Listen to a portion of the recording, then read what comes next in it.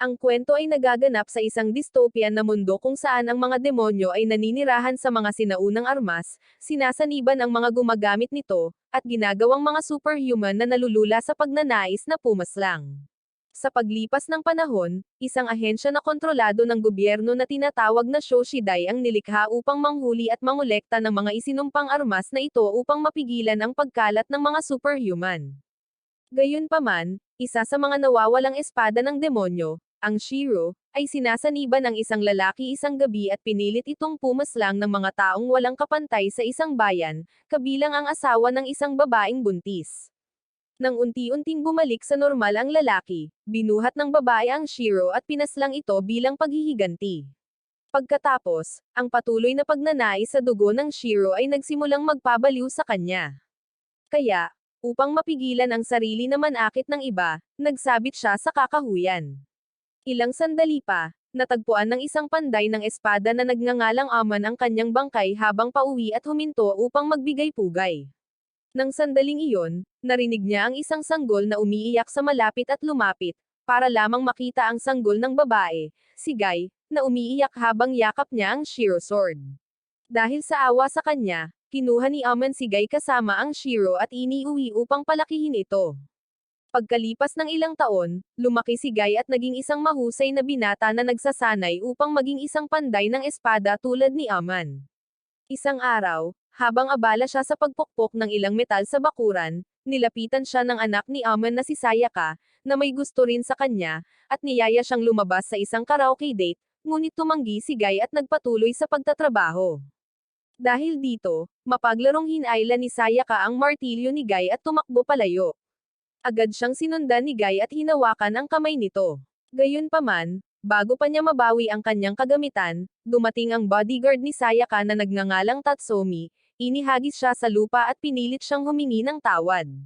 Bigla, dumating si Aman at sinabi sa lahat na nagsimulang humingi muli ng dugo ang Shiro, kaya isang emergency command ritual ang gaganapin kinabukasan. Gayunpaman, nang gabing iyon, palihim na pumasok si Guy sa bodega ng Shiro Sword at hinawakan ang espada para lang matitigan ito, hindi niya namalayan na nakita siya ni Tatsumi. Nang makita ito, agad na nagmadali si Tatsumi para iulat si Guy kay Aman para sa parusa. Gayunpaman, nang sabihin sa kanya ni Aman na hindi niya maaaring parusahan si Guy dahil siya lang ang taong maaaring tumingin sa espada ng hindi sinasapian, lalong nagseselos si Tatsumi kay Guy. Kinabukasan, pinalagyan ni Aman ng mga pirang sina Guy, Tatsumi, at isa pang lalaki. Nang humakbang si Guy papalapit, pumasok si Sayaka na hawak ang Shiryu at iniharap ito sa kanya, tinitiyak na hindi ito titingnan. Habang nagsisimula ang ritual, walang isip na tinanggal ni Tatsumi ang kanyang piring at tinitigan ang espada para patunayan na mas nakahihigit siya kay Guy. Gayunpaman, labis itong ikinagalit ng demonyo kaya sinakop nito si Sayaka at kinontrol siya para atakihin si Tatsumi. Nang makita ito, itinulak ni Guy palayo si Tatsumi. Ngunit sa kanilang pagpupumiglas, aksidenteng naputol ni Sayaka ang kanang bisig ni Guy at bumagsak. Isang linggo pagkatapos ng insidente, nakaramdam si Guy ng parang sakit sa kanyang nawalang braso at sumigaw ng malakas kasama sina Sayaka at Aman sa tabi niya. Naguguluhan, tinanong ni Sayaka ang kanyang ama kung bakit nakakaramdam pa rin ng sakit si Guy kahit na ginagamot na. Ngunit itinanggi na lang ni Aman ang lahat bilang isang aksidente at umalis. Nang gabing iyon, tinunaw ni Aman ang Shiro at sinimulang gawing prosthetic arm ito para kay Guy, umaasang makakatulong ito sa sakit at patuloy na paprotekta sa kanya tulad ng ginawa nito noong siya ay sanggol pa lamang. Pagsapit ng hating gabi, nagising si Guy, napansin ang bagong prosthetic arm, at nagsimulang magtaka kung ang Shiro ba iyon. Ilang daang milya ang layo, isang ahente mula sa Shoshidai, si Miki, ang nagtago sa isang high-class na subasta upang bumili ng isa pang isinumpang sandata para sa ahensya. Habang iniinom niya ang isang baso ng alak para makihalubilo, isang may kapansanang blonde na mayamang lalaki, si Marcos, ang biglang lumapit sa kanya at nagbiro tungkol sa alak. Pagkatapos ng unang subasta, lumapit si Mickey sa isang isinumpang espada na nagngangalang Azet na ipinapakita at iniskan ito upang kumpirmahin kung ito ay totoo. Sa sandaling iyon, dumating si Marcos at tinanong si Mickey kung handa rin ba siyang bilhin ito sa susunod na subasta. Nang kumpirmahin ni Mickey na oo, sinabi ni Marcos sa kanya na ang lumikha ng espada, si Pericles, ay nakipagkasundo sa demonyo upang makakuha ng kaalaman kapalit ng kanyang kaluluwa, ngunit kalaunan ay tinatakan ang demonyo sa loob ng espada upang maiwasan ang pagtupad sa kanyang kasunduan, na nag-iwan kay Mickey na interesado. Sa susunod na subasta, sina Mickey at Marcos ay nakipaglaban sa bidding para sa Azath. Ngunit sa huli, binili ito ni Mickey sa halagang $1.50 milyon, na ikinainis ni Marcos. Habang pabalik sa ahensya, hinaranggan siya ni Marcos at inalok na bilhin muli ang espada sa makatwirang presyo. Nang tumanggi si Mickey, ipinadala niya ang kanyang 2 bodyguard upang patumbahin si Mickey at nakawin ang espada. Ngunit madali silang natalo ni Mickey. Nang paalis na siya, isang dating administrador ng Shosai na nagngangalang Miura, na ngayon ay sinasapian ng isang maalamat na isinumpang espada na nagngangalang Zoljuan, ay nagpakita na parang isang buhay na zombie. Pagkatapos ng ilang maikling pag-uusap, hinugot niya ang talim upang labanan si Mickey. Nang makilala siya, binalaan siya ng mga kasamahan ni Mickey sa ahensya na tumakbo, ngunit hindi sila pinansin ni Mickey, hinugot ang kanyang isinumpang espada ng kidlat, ang Phelan, at naghanda para sa laban. Dahil dito, tinakpan ni Miura ang kanyang buong katawan ng baluti ng Zoljuan at sumugod kay Mickey nang may balak na pumaslang. Matapos harangan, saluhin, at ipagtanggol ang mga unang ilang atake ni Miura, napagtanto ni Mickey na wala siyang palag sa Zoljuan sword. Kaya, tumawag siya ng kidlat mula sa langit, gumawa ng smokescreen, at tumakas. Pabalik sa ahensya, tiningnan ni Mickey ang kanyang likurang upuan para sa espada ng Aizen, para lamang malaman na kahit papaano ay ninakaw ito ni Miura sa kanyang likuran noong nakikipaglaban. Kinabukasan, iniharap ni Guy ang kanyang sarili kay Aman at sa iba pa, kasama na si Tatsumi at tinanong si Aman kung bakit niya ginamit ang Shiro sa kanya. Bilang tugon, ikinuwento sa kanya ni Aman ang tungkol sa kung paano niya mahigpit na niyakap ang Shiro noong natagpuan niya ito noong sanggol pa lamang, at pagkatapos ay sinabi sa kanya na dahil ang Shiro ang kanyang tagapag-alaga na espada, ito na ngayon ang magsisilbing kanang braso at paprotekta sa kanya. Kung tunay siyang nagsisisi, sinabihan ni Aman si Guy na maging isang panday ng espada at gumawa ng espada na mas magaling pa sa Shiro, at nanumpa si Guy na gagawin ang kanyang makakaya. Pagkatapos ng pagkikita, nakipagkita si Sayaka kay Guy para sa isang magaan na pag-uusap, ngunit tinawag ni Guy ang ama nito na isang talunan dahil sa pag-aaksaya ng isinumpang espada sa isang walang kwentang hamak na katulad niya. Pagkatapos ay kinuha niya ang kaluban ng Shiro, hinati ito sa kalahati, at sinunog, na nag-iwan kay Sayaka ng gulat.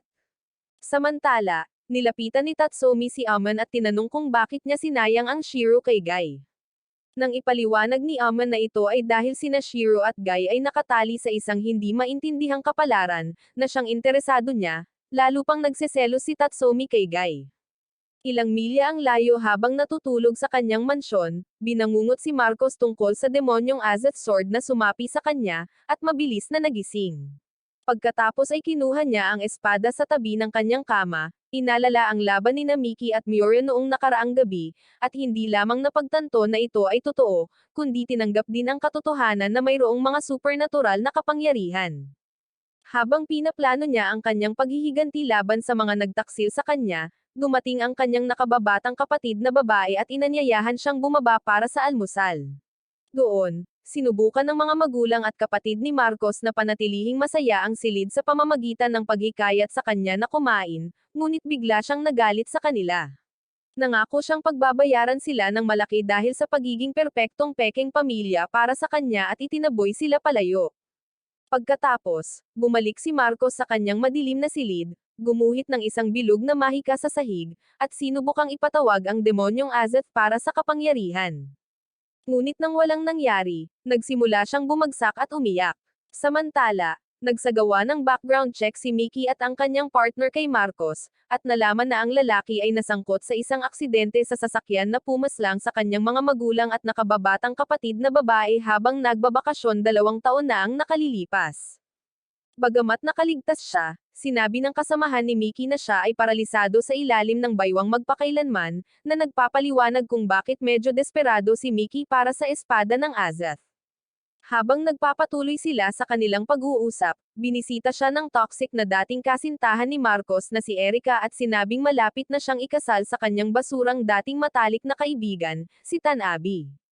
Nang marinig ito, si Marcos, ang hindi mapakali, ay hindi lamang naghangad ng kabutihan sa kanila, kundi hiniling din na imbitahan sa kasal. Mabuti na lang at ginamit ni Erica ang kanyang huling utak at tinanggihan ang alok nito, na inaangkin na magkakaroon sila ng pribadong kasal. Bagamat naghangad ng kabutihan sa kanila si Marcos, nang bumalik si Erica kay Tanabe, tiningnan niya sila mula sa bintana ng kanyang silid, inalala ang mga magagandang sandali na ginugol nilang tatlo, at nanumpa na pagbabayaran sila sa pagtataksil sa kanya balang araw. Dahil kinikilala ang puot sa kanyang puso, nagpakita ang demonyo sa Azet at sinapian si Marcos upang tulungan siyang makaganti. Kinabukasan ng gabi, habang naglalakad pa uwi si Sayaka mula sa paaralan sa Kakahuyan, lumapit si Tatsumi sa kanya sa kalagitnaan at sinamahan siya pa uwi. Habang nasa daan, bigla siyang nagsimulang magsalita tungkol sa pagtanggi sa alok na umuwi at maghanap ng mapapangasawa. Ngunit nang hindi siya pinansin ni Sayaka, niyakap niya ito, tinitigan ng nakakabaliw na titig, at inihampas sa isang puno. Mabuti na lang at bago pa niya ito mapilitang batikyusin, dumating si Guy para pigilan siya.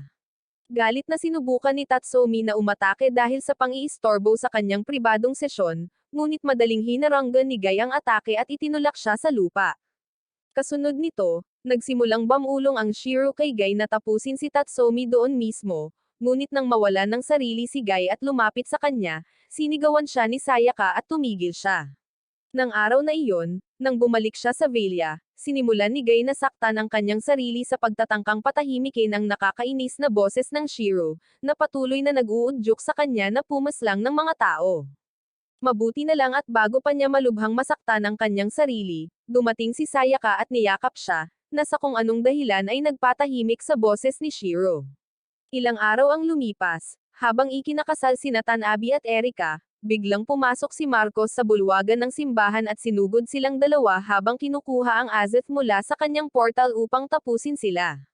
Gayunpaman, nang malapit na siyang maghiganti, biglang pumasok si Mickey sa simbahan, hinaranggan ang pagsalakay, at inutusan sina Erica at Tanabe na tumakbo. Habang ginagawa nila ito, nilamon ni Marcos ang buong simbahan ng kadiliman. Ngunit matapos itong linisin ni Mickey gamit ang kidlat, napagtanto niyang wala na si Marcos. Samantala, naabutan ni Marcos si Erica at sinubukang tapusin muli ito. Ngunit sa huling sandali, pinigilan niya ang sarili, at napaiyak. Hindi nagtagal, dumating si Mickey, tinapik siya sa ulo, at hinimok siyang sumunod sa kanya sa ahensya.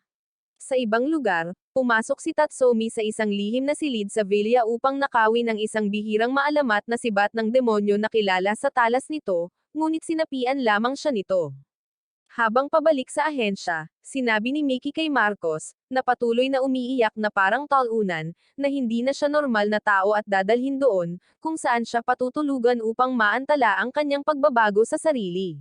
Napansin ang pagkalito ni Marcos, pinuri siya ni Mickey dahil sa hindi pagpaslang kay Erica at ipinaliwanag na kung ginawa niya iyon, malamang ay nilamon na siya ng demonyo at ginawang isang walang isip na makinang pamaslang na kilala bilang Busuma. Pagbalik sa villa, inatake ni Tatsumi si Guy habang nagtatrabaho, ngunit naiwasan ni Guy ang pag-atake. Doon lang, dumating si Sayaka at naabutan silang nag-aaway. Sinubukan niya silang pigilan, ngunit nang sandaling tiningnan siya ni Tatsumi gamit ang kanyang pangit at malademonyong mga mata, natambush siya.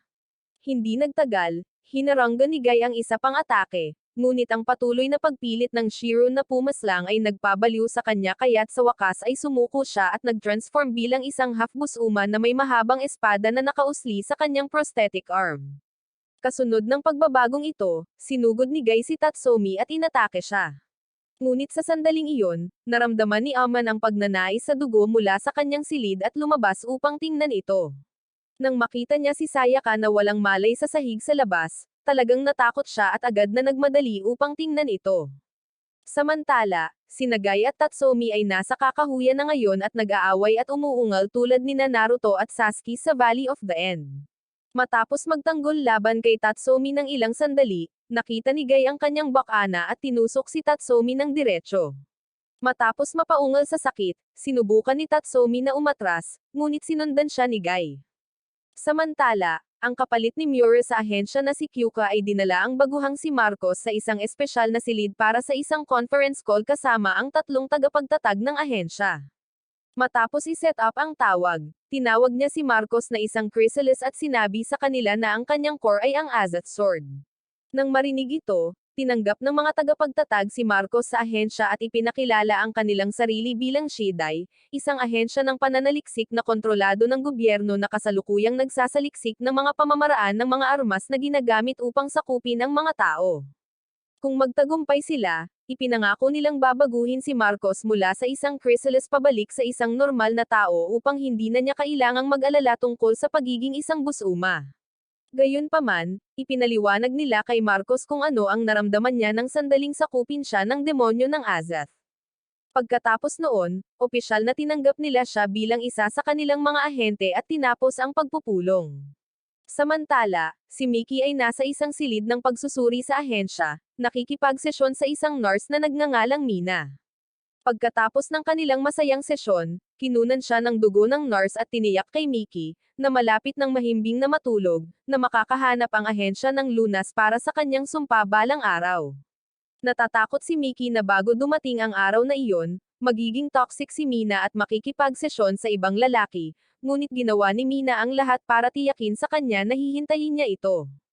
Habang magkikis na sila sa pangalawang pagkakataon, tinawag ni Kyuka si Mickey para sa tungkulin, ngunit hinalikan pa rin siya ni Marcos bago umalis. Sa ibang lugar, sinundan ni Guy si Tatsumi sa isang hiwalay na lugar sa lungsod. Gayunpaman, habang naglalakad siya sa mga kalye, si Tatsumi, na nasa isang gusali, ay tinakpan ang kanyang sarili ng kanyang baluti, at tinalon si Guy.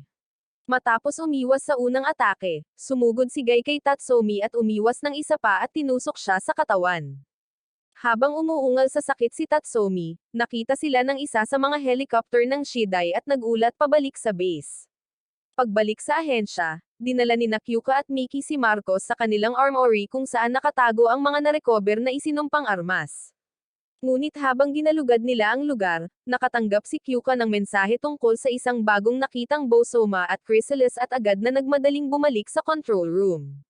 Kasabay nito, pinaputukan ng helicopter sina Tatsumi at Guy, ngunit tumakbo palayo si Tatsumi, at pinasabog ni Guy ang helicopter gamit ang isang Evil Aura Air Slash. Matapos makita ang pag-atake ng mga lalaki, natakot si Kyuka na baka mayroon silang bagong uri ng chrysalis. Kaya, nagpa siya siyang ipadala ang dating partner ni Miura, si Ichija, na kasalukuyang nag-hibernate pabalik sa field upang alagaan siya. Hindi nagtagal, umuwi si Guy kay Sayaka, bumagsak, at sinubukang sakalin ang sarili gamit ang kanyang prosthetic arm. Nang mga sandaling iyon, pumasok si Aman, napagtanto na nabaliw na ang Shiro, at pilit itong hinihila palayo sa leeg ni Guy. Pagbalik sa ahensya, habang ginalugad ang armory, tinanong ni Marcos si Mickey kung paano nabubuhay ang isang sandata. Bilang tugon, ipinaliwanag ni Mickey na kahit walang tiyak, pinaniniwalaan na ang mga sandata ay sumisipsip ng galit ng mga taong pinapaslang nila at kalaunan ay nabubuhay pagkatapos makatanggap ng sapat na pagdanak ng dugo. Napansin ang pag-aalinlangan ni Marcos, tiniyak ni Mickey kay Marcos na ang mga tao ay sinapian na ng mga sandata or demonyo noon at naging mga chrysalis na katulad nila. Gayunpaman, upang maiwasan ang kanilang pag-aari na maging isang Bosoma, sinabi ni Mickey na ang ahensya ay madalas na nag-uudyok ng mahaba at mahimbing na pagtulog sa mga apektado upang maantala ang proseso. Narinig ito, tinanong ni Marcos si Mickey kung ano ang mangyayari kung sila ay maging isang Bosoma. At sinabi sa kanya ni Mickey na siya ay magiging isang walang isip na makinarya ng pumapaslang na walang sariling kagustuhan, na nag-iiwan kay Marcos na gulat na gulat. Sa ibang lugar, lumapit si Miura sa isang bilangguan ng seguridad, mukhang kalmado at puno ng galit, pinaslang ang lahat ng mga gwardya sa gate at pumasok. Sa loob, may ilang mga gwardya na nagtago sa likod ng isang gate at binalaan siyang tumigil sa paglapit sa kanila. Ngunit nang buksan ni Miura ang gate gamit ang isang bug zone ng hangin mula sa Zuluan, pinaputukan nila siya. Hindi naapektuhan, agad silang pinaslang ni Miura, pumasok sa mga selda ng bilangguan, at pinakain ang Zuluan ng kawalan ng pag-asa at puot ng lahat ng mga taong naroon. Pagbalik sa ahensya, Pinatulog ni Kyuko sina Marcos at Miki sa isang kumikinang na pod at ginaising si Ichijo mula sa kanyang 16 na taong mahimbing na pagtulog. Kinabukasan, natagpuan ni Sayaka si Guy na nagtatago sa aparador na parang sanggol, pinilit itong buksan, at pinagalitan siyang lumabas mula sa kumot na kanyang itinatago sa loob dahil hindi na siya isang maliit na bata. Habang ginagawa niya ito, tumakbo si Guy papunta sa bakuran sa labas, naglaro sa lawa ng karpa doon, at aksidenteng nakapaslang ng paru-paro.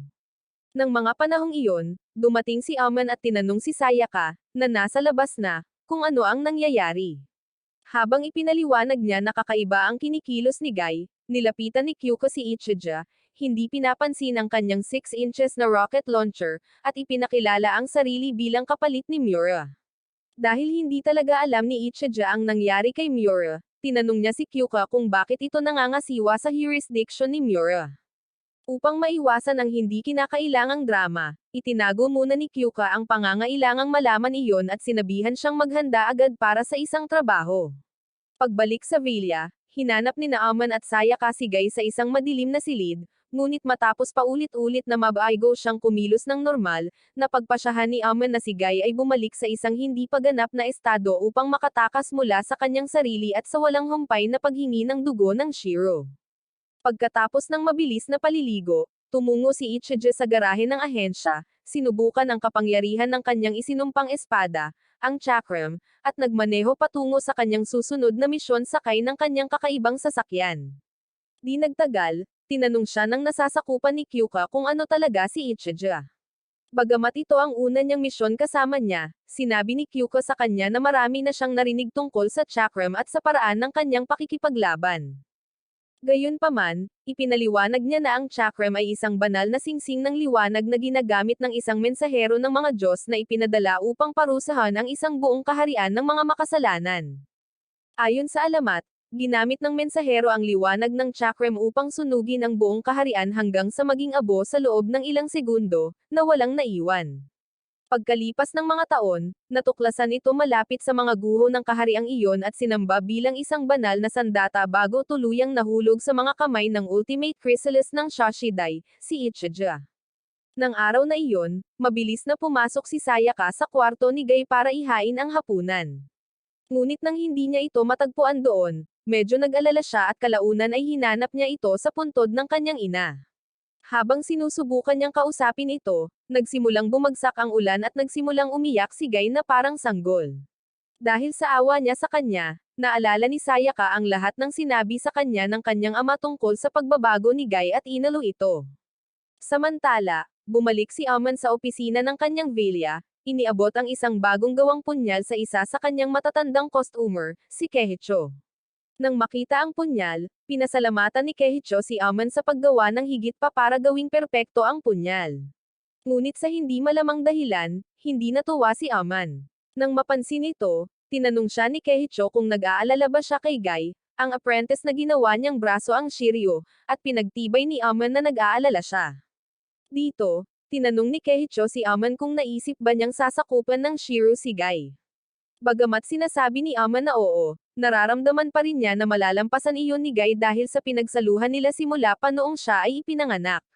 Nasiyahan sa kanyang tugon, ipinaalala ni Keiichi kay Aman ang tuntunin ng paggawa ng espada kung saan ang isang panday ng espada ay karaniwang gumagawa ng dalawang espada na magkapareho ang uri at pinipili ang mas mahusay.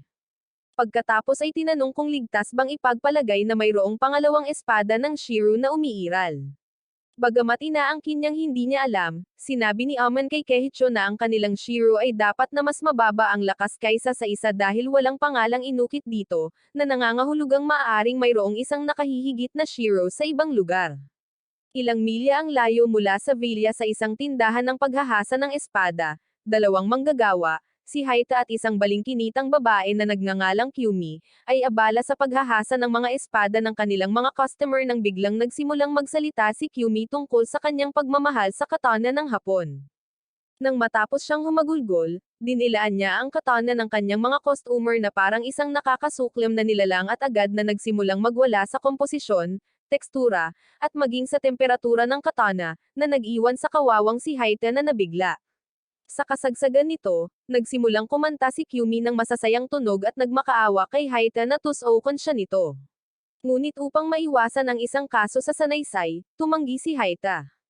Pagsapit ng gabi, binihisan ni Sayaka si Guy at ang kanyang sarili ng tradisyonal na yukata upang dumalo sa isang kultural na pagdiriwang malapit sa kanilang villa ng hindi namamalayan na si Tatsumi, na nasa kanyang busuma form pa rin, ay nagtatago at tinitingnan ang kanyang mga kurbe ng may pagnanais. Di nagtagal, dumating ang dalawa sa pagdiriwang at nagkaroon ng masayang oras sa pagkain, pag-inom, at pagkukwentuhan. Samantala, nagdala si Haita ng isang espesyal na espada mula sa isang misteryosong customer at sinabi kay Kyumi na si Keiichi ay nagbayad lamang ng libu-libong dolyar para sa pagpapahasa nito ng gabing iyon. Nang marinig ito, binuksan ni Kyumi ang lalagyan, agad na nakaramdam ng kakaibang pakiramdam nang makita niya ang kaluban, at sa huli ay tinanggal ang lilim ng espada, para lamang matuklasan na ito ang pangalawang Shiro na pinag-uusapan ni Naaman at Keiichi. Sandali siyang nataranta nang makita ito, ngunit dahil malaking halaga ng pera ang nakataya, tinanggap niya ang trabaho at sinimulan itong hasain ng maingat. Ilang minuto pagkatapos ng paghahasa, nagising ang demonyong espada at nagpakita bilang isang boss ng Dark Souls sa likod ni Kyumi. Agad siyang sinubukan ni Haita na balaan, ngunit huli na ang lahat dahil sinapian si Kyumi ng demonyo at inatake ito. Matapos subukan at nabigong tapusin si Haita ng 2 beses, bumalik sa dati ang katinoan ni Kyumi, hinabol si Haita palabas ng silid at ipinagpatuloy ang paghahasa ng espada. Sa isang punto, nagsawa na siya sa patuloy na paghingi ng dugo ng espada, kaya hiniwa niya ang kanyang kamay, inalok ito ng kaunting dugo para magkomento, at ipinagpatuloy ang paghahasa nito. Sa ibang lugar, abala si Miura sa pagtugtog ng piano tulad ng dati noong siya ay tao pa nang biglang sumulpat ang kanyang mortal na kaaway, ang Flame Sword Busoma, para hamanin siya. Para tugunan ang hamon, dinala ni Miura ang lalaking Flame Sword Busoma sa rooftop, nag-anyong kabalyero at sinugod ang lalaking Flame Sword Busoma, na ginawa rin ang pareho. Habang nagbabanggaan ang kanilang mga espada, 2 iba pang Busoma, sina Grims at Arnis, ang nanunood ng labanan mula sa bubong ng isa pang gusali at hinangaan ang pag-aangkop ni Miura sa Skull Knights na Zujin. Kasunod nito, nagsimulang magsabi si Grims tungkol sa pagiging Reaper. Gayunpaman, nang mapagtanto niya na malapit na ang katapusan ng sangkatauhan, tinaga ni Miura ang Flame Busoma sa balikat, na nagdulot sa kanya ng matinding sakit. Kasabay nito, habang sina Sayaka at Guy ay nasa templo ng kanilang villa at nananalangin, biglang sumulpat si Tatsumi mula sa kung saan, lumapag sa harap nila at sumugod kay Guy upang tapusin ito. Nang walang kahirap-hirap na hinaranggan ni Guy ang kanyang pag-atake, ibinagsak siya ni Tatsumi sa pader, pagkatapos ay sinunggaban si Sayaka, na sumugod upang tingnan si Guy, inilapit siya ng mapanganib sa kanya at inilagay ang dulo ng sibat sa kanyang lalamunan upang maging kanya. Sa kabutihang palad, bago niya ito saktan, hiniwa ni Ichija ang kanyang kanang braso gamit ang kanyang chakra ring, at nag-aura farm doon. Di nagtagal, kinuha ni Tatsumi ang kanyang sibat at sinugod si Ichija, ngunit madaling hinarang ni Ichija ang kanyang atake gamit ang kanyang chakra ring. Pagbalik sa tindahan ng paghahasa ng espada ni Kyumi, ang misteryosong lalaki, na nakadamit na parang isang lalaki noong dekada 1960, ay nagpakita habang ang kawawang si Kyumi ay nakahiga sa kama dahil sa matinding lagnat, kinuha ang kanyang espada at umalis. Habang papalapit sa punto ng kasawian ang labanan ni Ichija kay Tatsumi, napagpasyahan ni Ichija na hindi na maliligtas si Tatsumi. Kaya, upang maging madali ang kanyang kasawian, binihag niya ang lalaki sa isang bilog ng liwanag at piniga ang buhay mula rito, at pinaslang ito. Pagkatapos, nananatiling singaw ang buhay ni Tatsumi at tumalikod si Ichija upang umalis. Di nagtagal, habang pabalik sila sa Shidai, dumaan sina Ichija at Guy sa isang magandang bahay sa gitna ng kawalan, na napapalibutan ng hardin ng magagandang bulaklak, upang makita ang kasintahan ni Ichija na si Kei, na kakaibang mukhang isang babaeng nasa katanghaliang gulang. Sa loob, nakaupo si Ichija sa hapagkainan kasama sina Kei at Guy. Kinausap niya ito ng ilang sandali at tinanong kung nakapag-asawa ba siya or nakipag-date sa iba habang wala ito. Nang tumawa si Kei at sinabi sa kanya na araw-araw niya itong nakikita, naghinala si Ichija nang mapagtanto niyang may mali sa kung saan. Habang pinag-iisipan niya ito, walang galang na tinanong ni Guy kung sino ang babaeng nasa katanghaliang gulang. Nang marinig ito, dinala siya ni Ichijo sa hardin at ipinaliwanag na kasintahan niya si Kay. Pagkatapos ay ikinwento niya sa lalaki ang lahat ng sinabi ni Mickey kay Marcos tungkol sa hindi maiiwasang pagbabago ng Chrysalis bilang Busoma, at isiniwalat na mahigit 16 na taon na siyang natutulog ng malamig nang hindi nakikita ang kanyang kasintahan. Sa pagpapatuloy, ipinaliwanag pa ni Ichijo na ang oras ay epektibong humihinto para sa mga natutulog ng malamig dahil hindi sila tumatanda. Bagamat isa itong biyaya para sa kanya, hindi lahat ay maganda para kay Kay, na gumugol ng lahat ng mga taong iyon sa pagtanda at paghihintay sa kanyang pagbabalik. Sa kabila ng lahat ng sinabing iyon, sinabihan ni Ichijo si Guy na umalis at galugarin ang lungsod sa malapit upang magkaroon siya ng oras na mag-isa kasama ang kanyang kasintahan, at atubiling pumayag si Guy. Ilang sandali pa, pagdating niya sa lungsod, nakita ni Guy ang isang poster tungkol sa isang kaganapan ng Sword Souls na nagaganap sa malapit at agad itong dinaluhan, iniisip na makakakilala siya ng mas maraming taong katulad niya. Gayunpaman, pagdating niya sa lugar, tinanggap ng host ang lahat sa huling laban ng paligsahan sa paglalaro ng Sword Souls at inilaban ang isang walang pangalang lalaki laban sa isang sikat na idolo at gamer, si Midoriko, na siyang defending champion. Habang nagsisimula ang laban, nadismaya si Guy nang malaman niyang isa lamang pala itong game show. Ngunit kalaunan, madaling natalo ni Midoriko ang kalaban na parang mainit na kutsilyo sa mantikilya, nanalo sa laro at umawit ng isang kanta bilang pasasalamat sa mga manunood para sa kanilang suporta. Samantala, sumayaw si Ichijo kasama si Kay sa itaas at masakit na ginuganita ang mga nakaraang panahon nang biglang napalay si Kay sa kanyang bukong-bukong. Agad na yumuko si Ichijo upang tulungan siya, ngunit nang mapansin niya kung gaano kagaspang ang mga kuko ng kanyang mga paa, tinulungan niya itong pinturahan ang mga ito at ipinagpatuloy ang pagtalakay sa ilan sa mga lumang alaala na kanilang pinagsaluhan, kabilang ang isang lawa na lagi nilang binibisita. Sa isang punto, sinimulan ni Kay na sabihin kay Ichijo ang lahat ng mga lugar na gusto niyang bisitahin kasama niya. Gayunpaman, habang sinusubukan ni Ichijo na pakalmayan siya, tiniyak sa kanya ni Kay na mayroon pa silang oras dahil nasa edad 20 pa lamang sila. Dahil dito, iminungkahi ni Ichijo na pumunta sa lawa na dati nilang binibisita, at agad na nagmadali si Kay upang maghanda. Habang wala siya, isang voicemail mula sa kanyang care worker ang pumasok at narinig ni Ichijo ang pagpapayo niya kay Kay na humingi ng mas maayos na paggamot sa ospital or baka masawi siya sa susunod na pag-atake. Nang tumigil ang voicemail, umakyat siya sa kwarto ni Kay at napaatras sa gulat nang makita niya ang mga dyaryo na may bahid ng dugo na nakasabit sa dingding nito. Nang sandaling iyon, sumulpat si Kay sa likuran niya, inakusahan siyang isang ilusyon lamang, at tiniyak sa kanya na wala siyang pakialam hanggat nananatili siya sa kanya. Sa ibang lugar, si Midoriko ay nagpapahinga sa kanyang personal na waiting room, tinatrato ang kanyang manager na parang basura dahil sa pagbili sa kanya ng maling lasa ng ice cream, nagreklamo tungkol sa pagiging nababagot, at pumunta sa banyo para mag-CR. Doon, isang superfan ang lumabas mula sa isang stall, inamin na isang taon na siyang may mga iniisip na magpakasawi, at nagpasalamat sa kanya sa pagliligtas sa kanya gamit ang kanyang musika. Gayunpaman, sa halip na pahalagahan ang pagmamahal, ang walang kwentang babae ay pinagsabihan ang kawawang lalaki dahil sa pagiging isang nakakabagot na talunan na hindi mapigilan ang pang-aasar at pagpuri sa kanya tulad ng iba at iniwan siya na parang ang pinakamalaking talunan kailanman. Samantala, ang Flamesword Busoma ay nasa isang madilim na eskinita, malubhang nasaktan mula sa mga pinsalang idinulot sa kanya ni Miura at humihingi ng bagong host para sa kanya. Nang gabing iyon, habang naglalakad si Midoriko sa parehong eskinita, muling nilapitan siya ng fan at inalok na tulungan siyang malampasan ang kanyang depresyon. Gayunpaman, sa halip na tumugon, walang awang binugbog ni Midoriko ang lalaki at biglang sinabihan ang lalaki na masawi.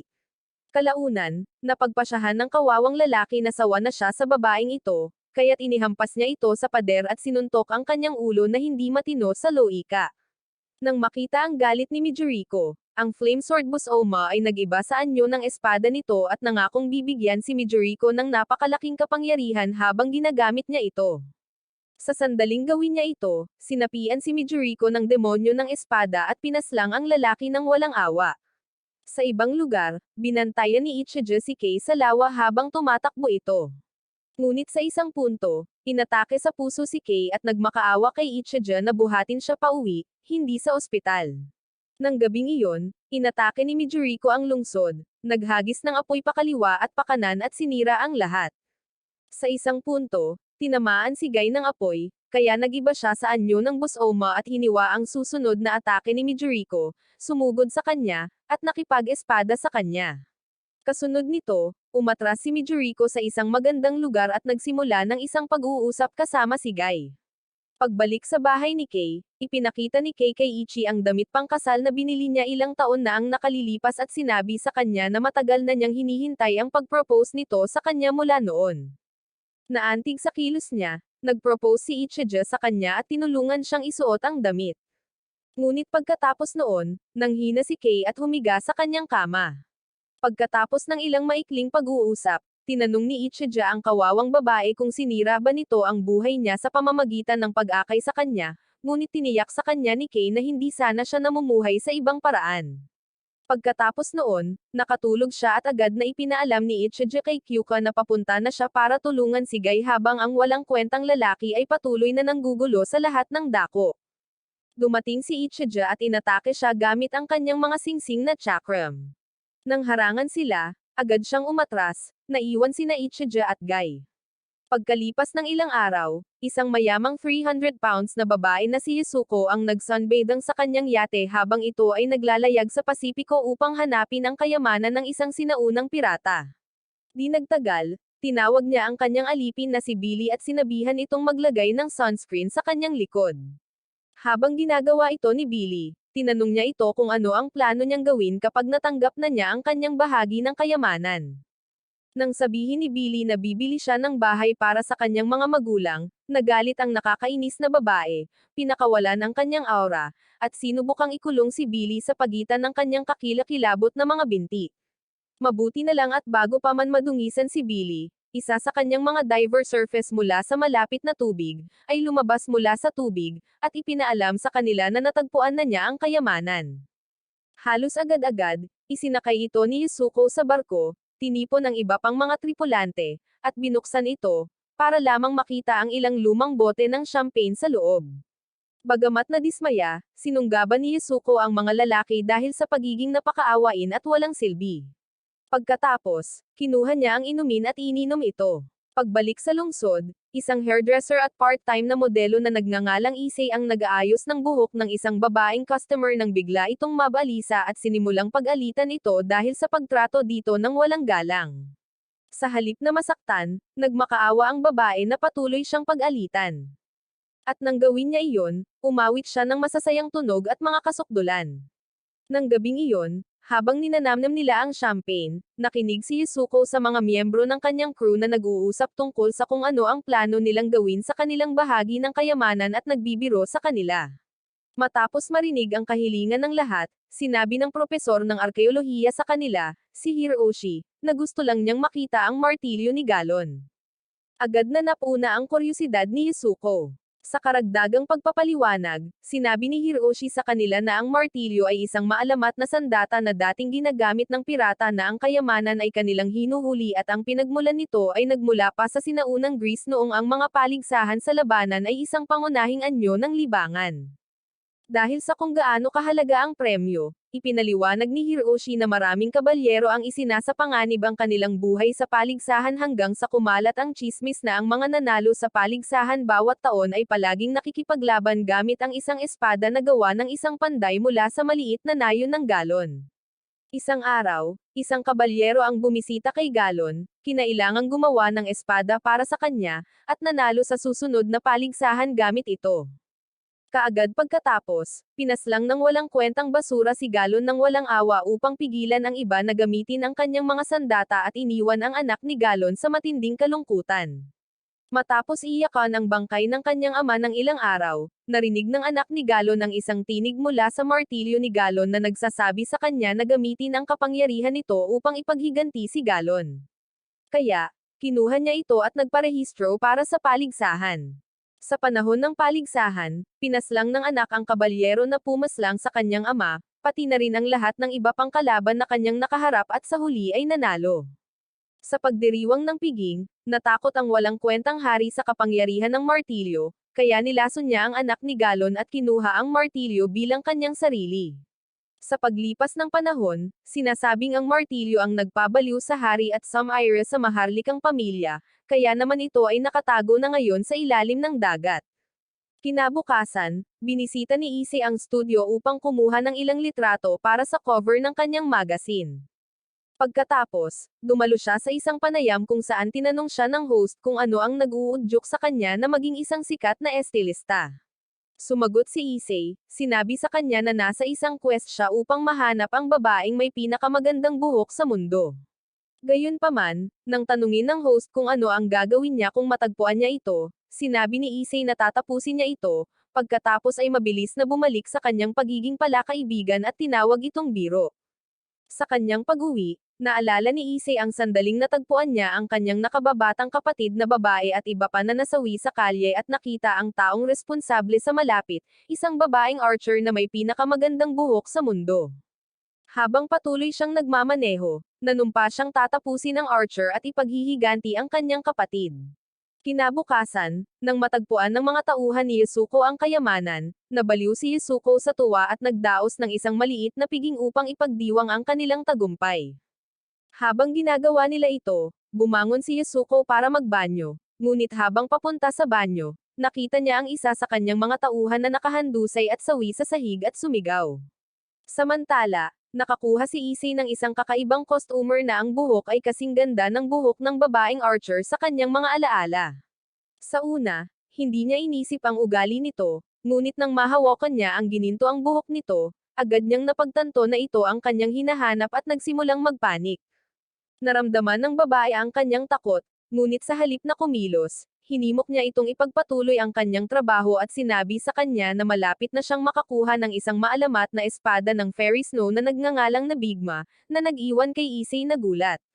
Habang patuloy na nagtatrabaho si Issei, sinabi niya sa kanya na ang maalamat na espada ay nagmula mga siglo na ang nakalilipas ng ang dalawang talunan sa probinsya ay umibig sa isang Fairy Snow at nakipaglaban para sa kanya. Sa huli, inabot ng natalo ang fairy at binulungan itong hawakan ito sa kanyang katawan bago ito masawi. Gayunpaman, nang makalapit siya sa kanya, tinusok siya ng walang kwentang lalaki gamit ang sarili nitong tadyang upang pigilan ang panalo na makuha siya at nasawi. Sa paglipas ng panahon, ang butong tumapos sa buhay ng fairy ay naging espada ng demonyo, ang nabigma, at naghanap ng dugo. Sa puntong iyon ng kwento, natapos na ni Issei ang pag-aayos ng kanyang buhok at pinaalis siya.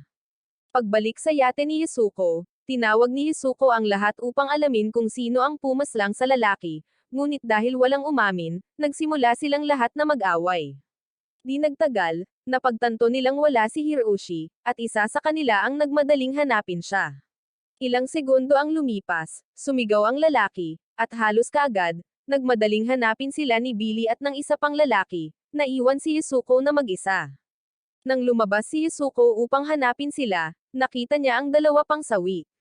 Ngunit bago pa siya makagawa ng anuman, nagpakita si Hiroshi sa likuran niya at sinakal siya, na sinasabing gusto niya ang lahat ng kayamanan para sa kanyang sarili.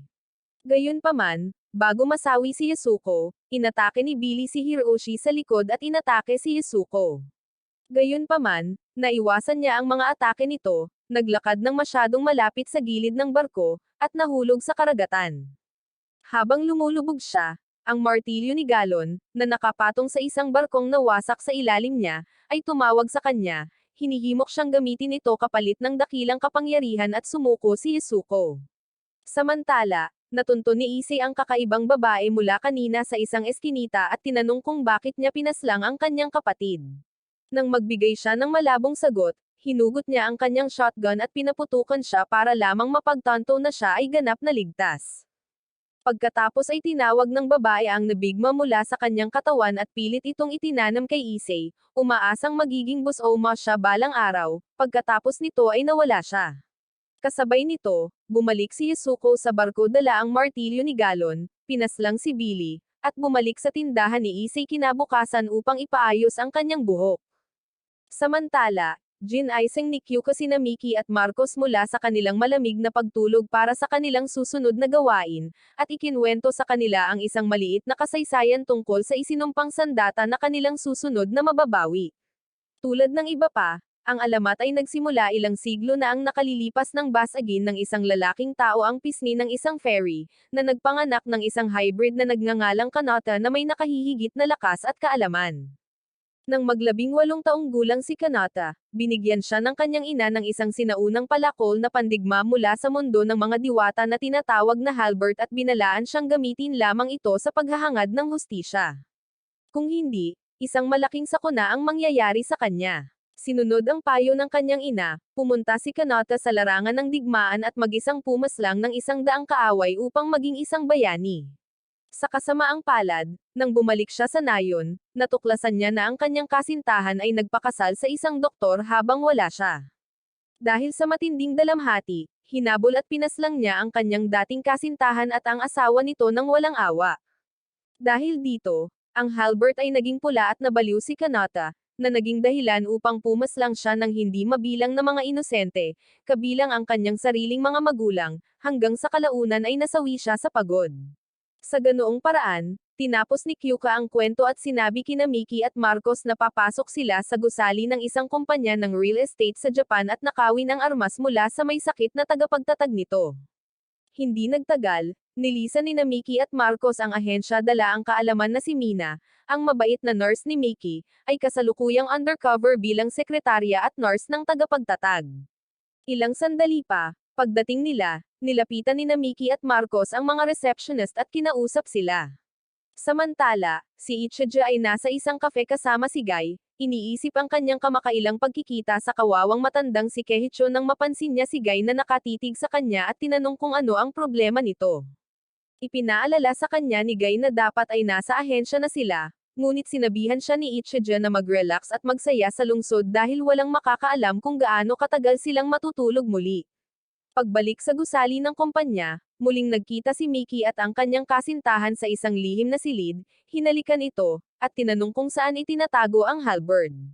Bilang tugon, sinabi ni Mina sa kanya na nakalock ito sa loob ng isang safe sa isang mahigpit na bahagi ng silong, ibinigay sa kanila ang password na kakailanganin nila, at hinaanggad ang kanilang ikabubuti. Di nagtagal, sumakay sina Miki at Marcos sa elevator pababa sa sahig ng silong, at di nagtagal ay napagtanto nilang natatakpan ng mga kamera ang buong lugar.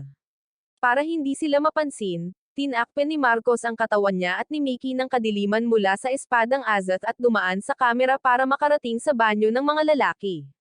Doon, nagayos sila, umakyat sa mga bentilasyon para makarating sa safe, at binuksan ang malaking pintong metal, para lamang makita ang isa pa sa likod nito. Halos kaagad, tinawagan ni Miki si Mina, ngunit habang ipinapaliwanag niya ang sitwasyon sa kanya, aksidenteng natuon ng talunan na si Marcos ang kanyang mata sa retinal scanner, na nag-trigger ng alarm na hindi lamang nagpapapula sa buong silid, kundi nagdulot din ng mapanganib na gas na pumuno dito. Dahil nauubusan ng oras, nagmamadaling pumasok si Mina sa opisina ng mga tagapagtatag para hanapin ang password para sa pangalawang safe. Sa kasamaang palad para sa kanya, bago pa niya ito matagpuan, dumating ang tagapagtatag, sinunggaban siya, tiniyak sa kanya na alam niya ang hinahanap niya, at nagiba ang anyo bilang isang baliw na busoma. Habang ina-update ni Mina sina Miki at Marcos tungkol sa kanyang sitwasyon, ipinatawag ng tagapagtatag ang halberd at inihagis siya palabas ng silid. Gayunpaman, nang akmang susunggaban na niya siya, pumasok sina Miki at Marcos sa opisina at inatake siya. Matapos harangan ang kanilang mga atake, inihagis ng tagapagtatag si Mina kay Miki at tinaga ang balikat nito gamit ang halberd. Hindi pinapansin ang sakit, hinawakan ni Miki ang palakol upang manatili sa lugar ang tagapagtatag. Pagkatapos ay pinahiwa niya ang utak nito kay Marcos mula sa likuran, na siyang nagpapaslang sa kanya. Pagkatapos noon, sinaniban ng halberd si Miki sa tabi ng Falcon.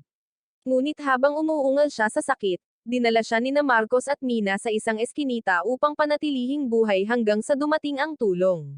Hindi nagtagal, nakabawi si Miki, tiniyak kay Mina, na nagpayo na kontakan nila ang Shidai na maayos naman ang kalagayan niya, at hiniling sa kanya na makipag-date sa kanya ng sandaling iyon para maiwasan ang pagiging third wheeler. Umalis si Marcos, at ginugol ni Miki at Mina ang natitirang araw sa isang amusement park na nagsasaya. Nang gabing iyon, umupo sila sa isang bangko para huminga at magkwentuhan. Gayunpaman, habang ginagawa nila ito, tinitigan ni Miki ang mga mata ni Mina at binigyan siya ng isang malalim na halik.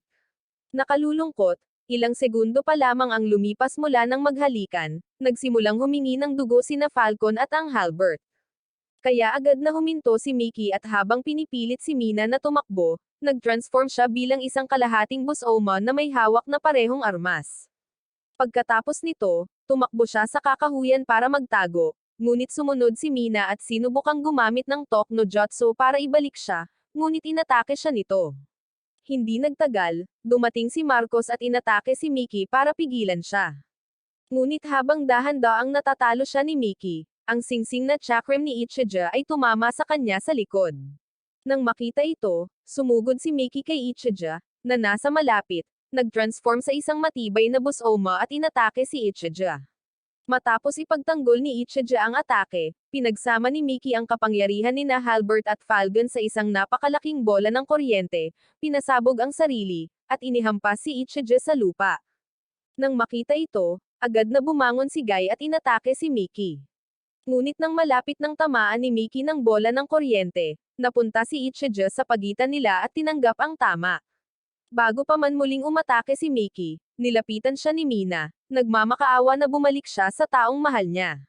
Gayunpaman, habang dahan-daang bumabalik si Miki sa kanyang normal na lugar, hiniwa ni Guy ang kanyang balikat mula sa likuran at nabali ang kanyang baluti, ibinalik siya sa kanyang anyong tao. Nang gabing iyon, ibinalik nila si Miki upang ipakita sa Shidai upang suriin at maunawaan kung bakit siya ay tao pa rin.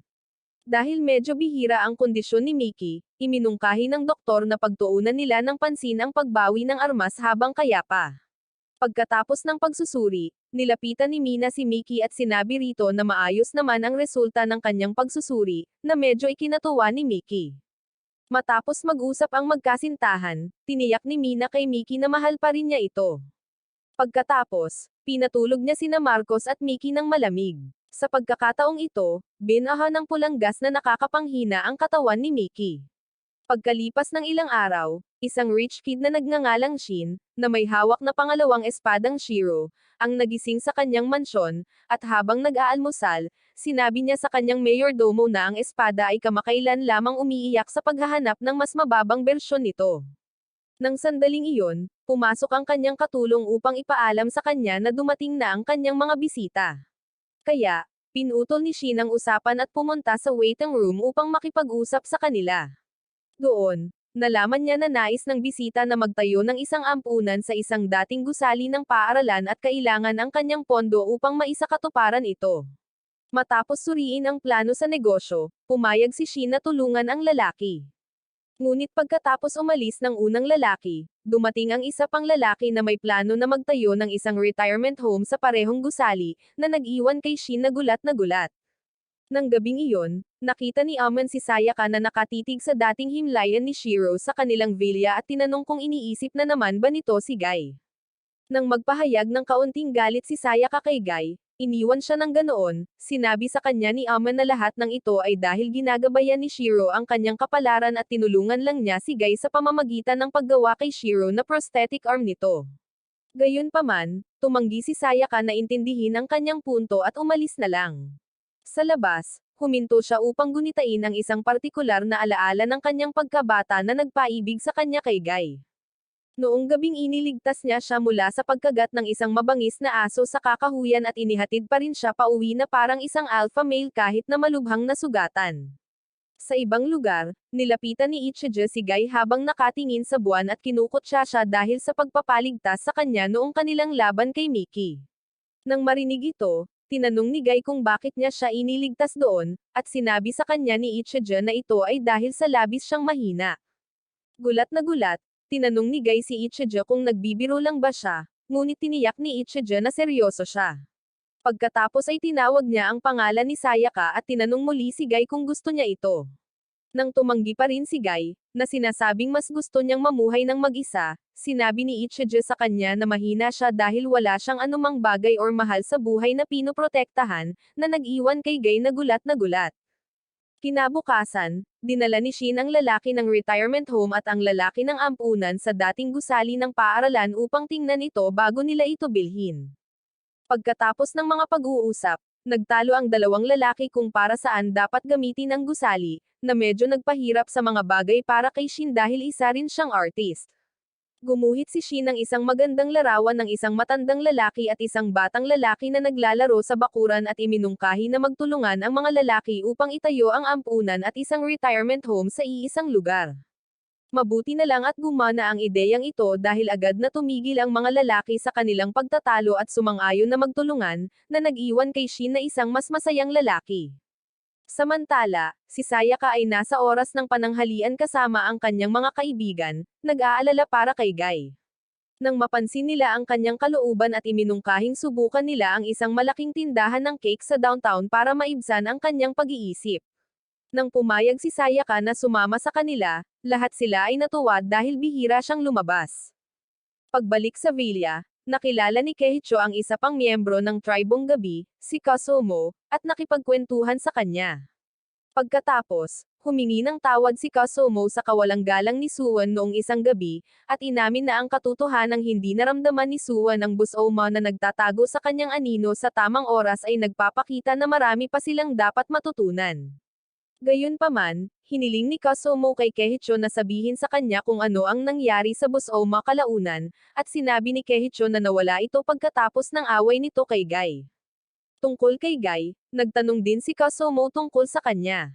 Ngunit nang sabihin sa kanya ni Keiichiro na kasama na niya ngayon ang mga Shidai, sumama ang kanyang loob at nagsimula siyang asarin ang Shidai dahil sa pakikipaglaban gamit ang mga isinumpang armas.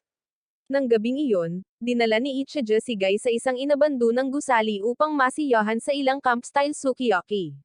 Gayunpaman, habang ginagawa nila ito, muling nagtanong si Guy kung bakit nagsasayang pa rin sila ng oras sa pagtambay kung dapat ay nasa Shidai na sila.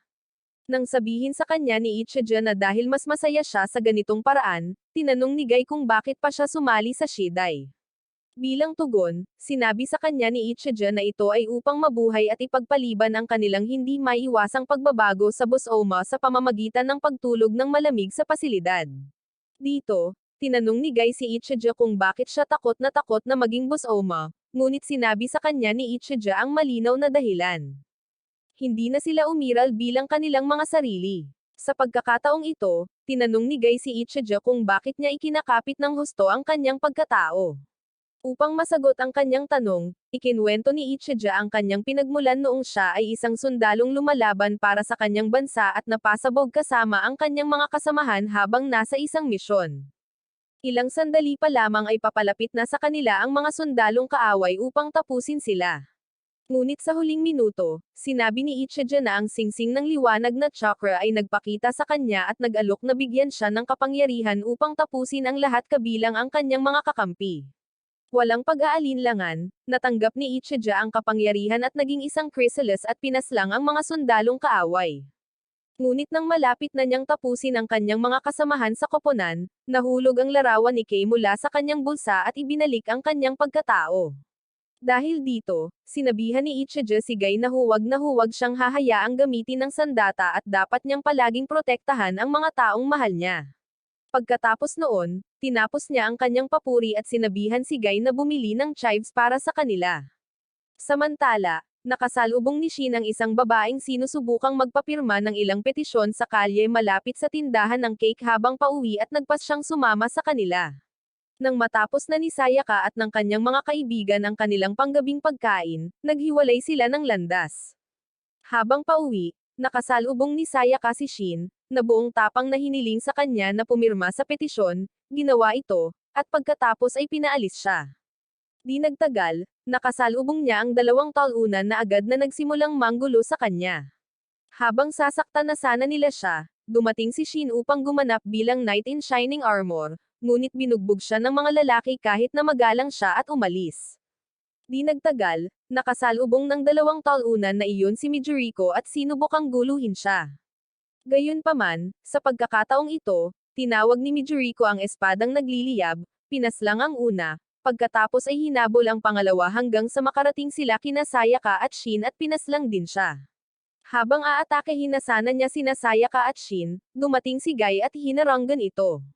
Samantala, si Miura ay nagpakita sa harap ni Ichija upang bumati bago ang kanilang hindi maiiwasang laban, pagkatapos ay nawala ng walang bakas. Kasabay nito, inatake ni Mijuriko si Guy, ngunit naiwasan niya ito, nag-transform sa kanyang half-Busoma form, at nakipag-espada sa kanya ng ilang segundo. Sa isang punto, sinugatan ni Mijuriko ang kaliwang braso ni Guy, ngunit hindi niya pinansin ang sakit at tinamaan ng malalim na sugat ang balikat nito, na napilitan itong umatras muli. Dahil wala na si Mijuriko, nilapitan ni Sayaka si Guy at sinubukang iuwi ito, ngunit hindi niya ito pinansin, sinabing wala na siyang babalikan, at umalis. Kinabukasan, lumipat si Shin sa paaralan ni Sayaka, na nag-iwan sa kanya ng gulat.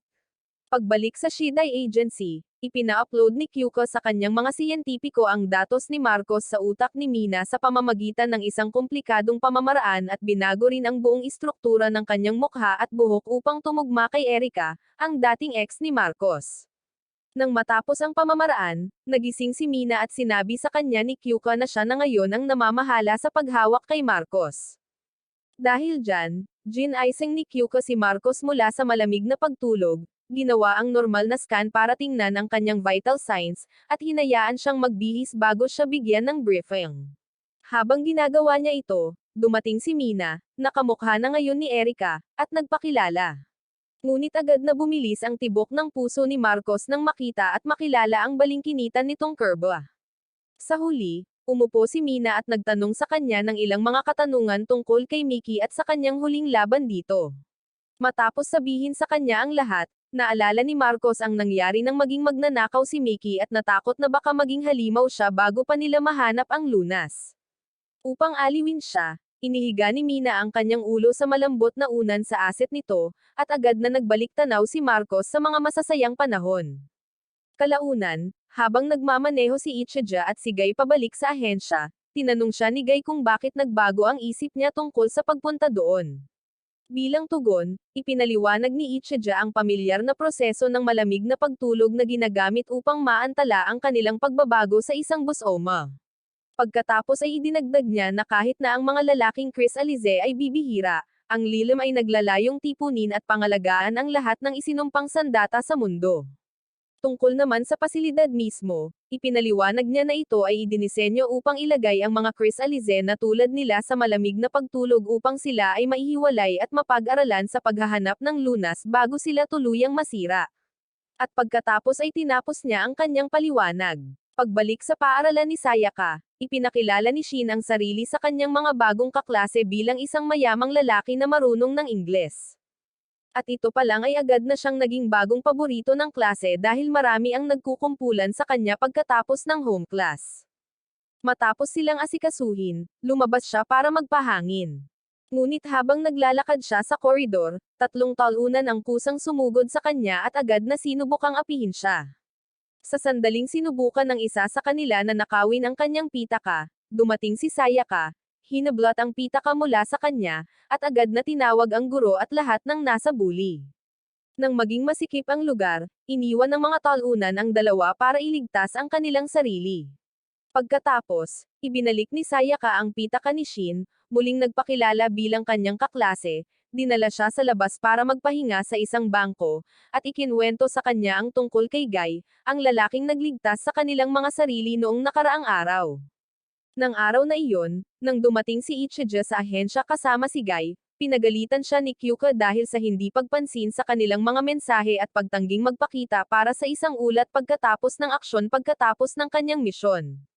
Pagkatapos nito, ipinakilala niya ang kanyang sarili kay Guy, opisyal na tinanggap ito sa ahensya, at pagkatapos ay inutusan si Ichija na mag-report para sa malamig na pagtulog kaagad. Nang marinig ito, tumanggi si Ichija na bumalik sa pagtulog. Nang tanungin ni Kyuka kung bakit, sinabi niya sa kanya na ito ay dahil nakilala niya si Miura. Matapos makita ang reaksyon ni Kyuka sa sinabi niya, agad siyang tinawag ni Ichija bilang anak ng lalaki at hiniling dito na hayaan siyang hawakan si Miura ng mag-isa. Gayunpaman, Dahil hindi ito ang kanyang desisyon, iniwan siya ni Kyuka at pumunta sa conference room upang pag-usapan ito sa mga tagapagtatag ng ahensya. Matapos buksan ang tawag, sinabi niya sa kanila ang tungkol sa kahilingan ni Ichija, ngunit pinagdududahan ng mga tagapagtatag ang kanyang kakayahang sirain ang Zultwin dahil natalo ni Miura ang napakaraming chrysalis sa mga nakaraang taon. Gayunpaman, sinabi ng mga tagapagtatag kay Kyuka na natapos na nila ang paggawa ng isang sandatang panlaban sa Bosoma at plano nilang gamitin ito sa Zultwin. Nang marinig ito, nagtanong si Kyuka tungkol sa kakaibang gamot na naririnig niya sa pasilidad nitong mga nakaraang araw. At sinabi sa kanya ng mga tagapagtatag na ito ay isang bagong gamot na nagpapabalik sa Bosoma sa pagiging tao, bagamat maaari na nilang simulan ang paggamit ng gamot ngayon. Sinabi nila sa kanya na hindi pa sila handang gamitin ito sa Zultwin dahil gusto nilang burahin siya sa Earth ng walang hanggan. Nang mga panahong iyon, dinala ni Ichija si Guy sa armory ng ahensya, ipinakita sa kanya ang lahat ng mga sandatang na-recover nila sa ngayon, pagkatapos ay sinermonan siya tungkol sa realidad ng pagiging isang Bosoma, at umalis pagkaraan ng ilang sandali. Nang gabing iyon, pagkatapos ng mga klase, nagpa siya si Sayaka na sumali sa art club sa unang pagkakataon sa mahabang panahon para lang maalis ang kanyang isip kay Guy. Gayunpaman, habang abala siya sa pagguhit kasama ang iba pa niyang mga kasamahan, dumating si Shin, opisyal na naging miyembro ng art club, na humanga sa mga kababaihan at kay Sayaka, at nagsimulang gumuhit ng larawan ni Sayaka. Pagsapit ng gabi, muling ginulo ni Miura ang isang kalapit na lugar kasama ang Zultuan, na napilitan ang ahensya na ipadala ang mga bagong anti-Bosoma mecha na kanilang nilikha upang pigilan siya. Nang makita ito, sinubukan ni Miura na salakayin ang mecha gamit ang madilim na aura ng Zultuan. Ngunit hinaranggan ng mga mecha ang atake at sumugod sa kanya kasabay ng pagpupumilit ni Miura na manatiling matatag laban sa mga bot. Si Kyuka, na nagbabantay sa buong pangyayari mula sa kontrol, ay naalala ang isang malalim na alaala na ibinahagi niya sa kanyang ama noong tinulungan nito ang kanyang nakababatang sarili sa pag-aaral ng piano at sinabihan si Ichija ng may mabigat na puso na iligtas ang kaluluwa ng kanyang ama. Natuwa sa balita, hiniling ni Ichija na isama si Guy bilang kanyang katulong at pinagbigyan ni Kyuka ang kanyang kahilingan. Pagkatapos nilang umalis, naalala ni Kyuka ang araw na niyakap ng kanyang nakababatang ama ang kanyang ama, bago ito umalis para sa isang biyahe sa negosyo at pinanggakwan itong babalik. Hindi nagtagal, dumating si Ichija kasama si Guy nang matapos ni Miura ang pagsira sa buong armada ng mecha. Pagkatapos ng ilang maikling pag-uusap, naglakas loob ang dalawa at naghanda para sa kanilang huling laban. Gayunpaman, bago magsimula ang laban, sinabihan ni Ichija si Guy na alalahanin ang pangakong ginawa nila noong papunta sila roon at umatras. Pagkatapos umatras, naalala ni Guy na sinabihan siya ni Ichija na wala na siya sa oras bilang isang tao at magiging isang Bosoma anumang oras. Kaya kapag nangyari iyon, hiniling ni Ichija kay Guy na mangakong tatalunan ang kanyang sarili, at sa huli ay sumang-ayon si Guy. Bumalik sa kasalukuyan, tinanong ni Ichija si Miura kung anong takot ang nagtulak sa kanya upang maghanap ng ganito kalaking kapangyarihan. Sa halip na tumugon, inihagis ni Miura ang kanyang masamang aura ng espada kay Ichija, na agad na hinaranggan ang atake at gumanti sa pamamagitan ng paghagis ng ilang singsing na chakra patungo kay Miura. Habang sinisira ni Miura ang mga singsing, naalala ni Ichija ang pagkakataong natagpuan niya si Miura na nagsasanay ng kanyang forward sword slash sa kanyang opisina ilang taon na ang nakalilipas at tinanong siya kung bakit at para saan siya nagsasanay. Noong panahong iyon, hindi sinagot ni Miura ang tanong. Sa halip, tinanong niya si Ichija kung natatakot ba siya sa kanyang nalalapit na kapahamakan. Sumagot si Ichija sa pamamagitan ng pagsasabi sa kanya na hindi. Pagkatapos ay nagbiro at nangakong bibigyan ng kaunting paliwanag si Miura kung sakaling magkagulo ito.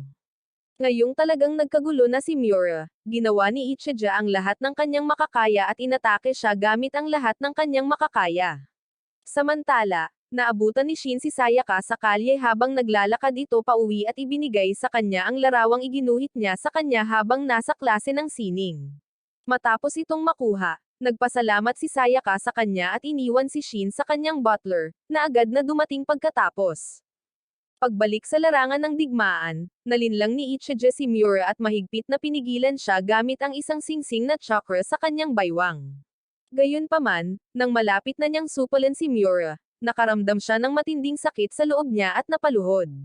Nang makita ito, agad na kumalas si Miura sa pagkakahawak ni Ichijo at inihampas ang kawawang lalaki sa lupa gamit ang masamang aura ng kanyang espada. Kasunod nito, dahan-daang lumapit si Miura kay Ichijo, pinuri ito sa mahusay na pakikipaglaban. Pagkatapos ay nag-power up siya sa full Busoma mode at hinimok si Ichijo na mag-transform bilang Busoma para makapaglaban na siya. Nang tumanggi si Ichijo na gawin iyon, itinaas niya ang zaluan para tapusin si Ichijo. Ngunit sa huling minuto, pumasok si Guy, hinaranggan ang atake, at sinabi kay Ichijo na siya ang papalit. Mula noon, nilabanan ni Guy si Miura at nakakagulat na napigilan niya ito, nang hindi alam na ang Ogbos Oma Grim ay nasa itaas nila, pinapanood ang laban. Habang umaabot sa sukdulan ang labanan, nagbantay si Ichijo para sa isang butas para mapinsala niya si Miura. Nang makakita siya ng isa, inihagis niya ang ilang singsing na chakram kay Miura. Ngunit nang harangan ito ni Miura, agad niyang inutusan si Guy na hampasin ito ng mabilis. Walang pag-aalinlangan, sumugod si Guy kay Miura sa ere at matagumpay na nagdulot ng ilang pinsala sa kanya, na nagtulak kay Miura na mapaluhod. Sa kasamaang palad para sa kanilang dalawa habang malapit na nilang tapusin ang Zul'jin ng tuluyan, sumali si Grim sa laban, na ikinagulat ng lahat ng nanonood, hinaranggan ang huling atake ni Guy, at itinulak siya pabalik. Pagkatapos nito, lumapit siya kay Miura, pinuri ito sa pagbibigay sa kanya ng isang nakakaaliw na laban, at hinayaan siyang makatakas. Nang wala na si Miura, lumapit si Grim kina Guy at Ichijo na may balak na pumaslang na nagpanginag kay Guy, at humajijak habang ginagawa ito. Samantala, bumalik si Kasumo sa villa ng kanyang tribo, nakipagkita sa kanilang pinuno, si Lady Himeko, sa isang talon, at ipinakita ang damit ni Suwon sa kanya bilang patunay na nasawi na ito. Pagkatapos nito, sinimulan niyang tanungin siya kung bakit palagi siyang nagsasanay sa tabi ng talon. At sinabi ni Himeko sa kanya na ito ay para linisin ang sarili mula sa masamang aura na pumupuno sa kalangitan mula sa isang labanan na nagaganap sa malayo. Nang gabing iyon, nang makauwi si Sayaka, tiningnan niya ang larawang iginuhit ni Shin para sa kanya. Medyo nalungkot siya sa kung gaano siya kalungkot dito at pagkatapos ay tinitigan ang isang larawan niya, Guy, at ni Aman habang namimiss niya ito. Samantala, nakilala ni Ichijo si Grim bilang ang orihinal na Busoma at pinuno ng lahat ng Busoma. Pagkatapos ay sinabihan si Guy na mag-ingat. Habang nagsasalita si Grim, agad siyang sinabihan ni Kyuka na tumakas kasama si Guy. Ngunit dahil masyadong pagod si Ichijo para tumakas, sinabihan niya si Guy na mauna para mapigilan niya si Grim. Tumanggi si Guy at agad na sumugod kay Grim para labanan siya. Ngunit habang kinukutya siya ni Grim, dumating si Shin sa ika-10 anibersaryo ng sektor ng pagkakawanggawa ng kumpanya ng kanyang ama sa ibang bahagi ng bayan at nakihalubilo sa mga bisita. Di nagtagal, umakyat si Shin sa entablado at nagbigay ng mahabang talumpati tungkol sa kanyang pagkamuhi sa karahasan at sa mga layunin ng sektor ng pagkakawanggawa na labanan ito. Kasabay nito, patuloy na nakikipaglaban si Guy kay Grim, na patuloy na nagtatapon sa kanya kung saan-saan at hindi tumitigil. Sa isang punto, nag-alok si Ichijo na tulungan siya sa laban, ngunit mas sumisid pa si Guy sa kanyang halimaw na anyo at patuloy na inaatake si Grim na parang baliw. Kalaunan ay sumama si Ichijo sa kanya sa labanan, ngunit ang kanyang katawan ay nagsimulang magdugo dahil sa kakulangan ng lakas, na nag-iwan kay Ichijo na walang kapangyarihan. Nang makita ito, inatake ni Grim si Ichijo, at kahit na nagawa niyang magdulot ng mas maraming sakit, naalis ni Guy si Ichijo sa daan, mas naging parang baliw at sumugod kay Grim, na patuloy na naghihikayat sa kanya. Habang papalapit siya kay Grim, hinawakan siya ni Ichijo. Ngunit bago pa man siya makaisip ng paraan, pinaghiwalay sila ni Grim, pinagbangga ang mga kapangyarihan kay Guy, at hinikayat si Guy na maging isang Busoma na katulad niya. Habang unti-unting lumalapit si Guy sa puntong wala nang balikan, biglang nabasag ang larawang tiningnan ni Sayaka kanina, hudyat ng isang masamang senyales. Nang mapansin ito, natakot si Sayaka na baka nasa alanganin si Guy. Di nagtagal, kinulong ni Ichijo si Guy sa loob ng isa sa kanyang mga singsing na chakra at isinugal ang kanyang buhay upang unti-unting maibalik ito sa normal. Sa huli, nag-transform si Guy bilang isang Busoma at tinusok si Ichijo diretso sa katawan. Gayunpaman, nagawa ni Ichijan na pilitin si Guy na bumalik sa kanyang anyong tao bago tuluyang mawalan ng kontrol at mag-transform bilang isang Busoma mismo.